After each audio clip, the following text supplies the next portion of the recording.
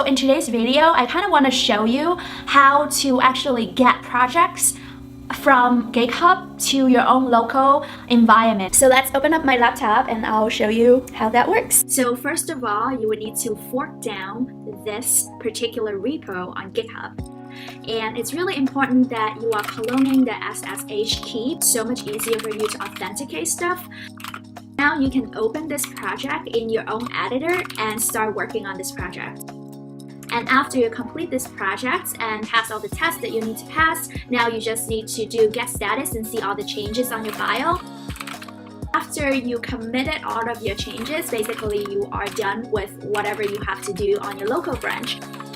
But say if you wanted to actually create a pull request to the remote branch, then you would have to do get push. That would automatically link to GitHub, and all you have to do is go back to GitHub and create a pull request.